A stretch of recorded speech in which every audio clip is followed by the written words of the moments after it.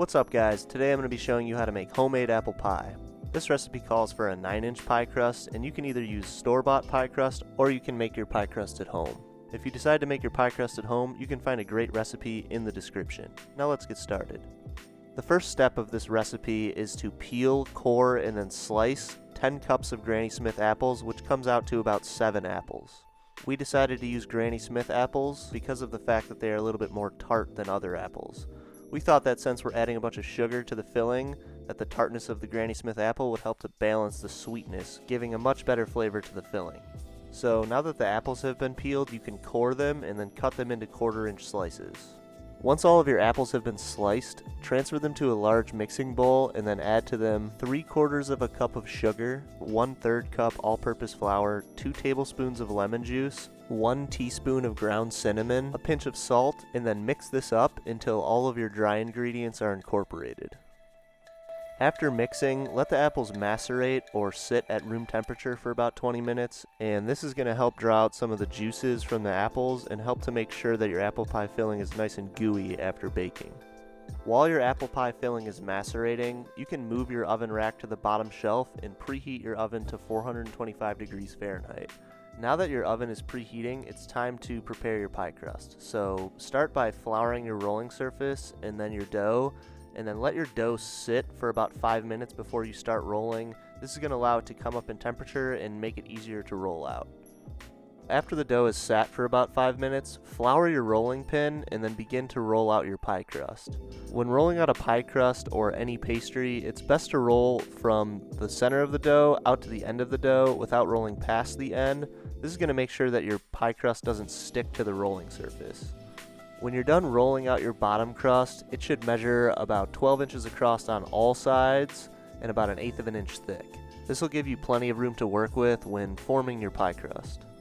So after rolling your bottom crust, just pick it up with a rolling pin and lay it into your pie dish, or in this case, a cast iron skillet that's been buttered so that your pie doesn't stick to the pan, and kind of lift the dough as you press firmly into the sides and bottom of the pan to secure it. This way you're not going to stretch or rip the dough while laying it into the pan. Now that your bottom dough is in place, stick it in the refrigerator and roll out your top dough in the same way that you did the bottom dough. After your top dough is rolled out, you can grab your bottom dough from the refrigerator and start to add in your apples. Once your apples have been added to the pie, spread them around as evenly as you can and then top the pie with the remaining juice from the bowl. Most people would add cornstarch to the filling to keep the pie from becoming too watery, but since apples hold less liquid than other fruits, you should be fine without it. After adding the filling, we're going to add about 2 tablespoons of butter cut into chunks all over the top of the pie. Now that our filling is done, we can grab our top crust that's already been rolled out and lay it over the top of the pie. Next, you're going to bring the edges of the top dough and bottom dough together and roll the top dough underneath the bottom dough and give it a nice pinch to form the rim. If you run into any areas where there's too much dough, you can just go ahead and cut that extra dough off with a knife.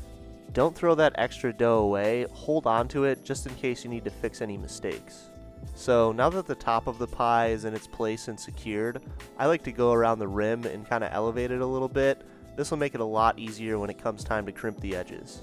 When crimping the edges of the pie, coat your fingers in flour and then use your index finger on your dominant hand to push the dough in between your index finger and thumb on your other hand. Do this all the way around the pie until done. If the dough seems too soft to crimp, you can pop it in the freezer for a few minutes to harden it up. After crimping, if you have any tears in your pie crust, you can use the extra dough to fix them and you won't even notice these patches after baking. Now that your pie is assembled, pop it in the refrigerator and it's time to make an egg wash. So add 1 egg yolk and 1 tablespoon of heavy cream to a mixing bowl and then whisk until combined. Now that your egg wash is done, grab your pie from the refrigerator and a pastry brush and apply the egg wash all over the top and edges of the pie. Once your egg wash is applied, you want to cut some slits into the top of the pie so that the top doesn't burst open while baking. So grab a paring knife and cut whatever design you want into the top of your pie. After you've scored the top of the pie, it's time to bake the pie on the bottom shelf of a 425 degree oven for 15 minutes. While the pie is baking, get a piece of tin foil that's long enough to cover the pie and then cut a square hole in the center of the tin foil and fold the edges back. We're going to use this tin foil as a shield to cover the edges of the pie so that they don't overcook while baking. So after 15 minutes is up, grab your pie from the oven and then sprinkle the top generously with granulated sugar. This is going to add some sweetness to the crust and just aesthetically make your pie look that much more delicious. After applying the sugar, we're going to add that tinfoil shield that we made earlier to protect the crust, and then bake the pie for another 50 minutes or until golden brown at 350 degrees. Now this is lower than the temperature that we baked at earlier, so make sure you keep that in mind. So after baking for about 50 minutes, your pie is now done, so you can take it out of the oven and remove the tinfoil shield and let it cool at room temperature before serving. Now this pie is super delicious, beautiful, and really easy to make. So serve it up warm with a heaping scoop of vanilla ice cream, and it'll definitely help get you through those winter months. For more information and recipes, you can check out our website, and if you want to see more videos like this, go ahead and subscribe, and as always, thank you for watching and enjoy your homemade apple pie.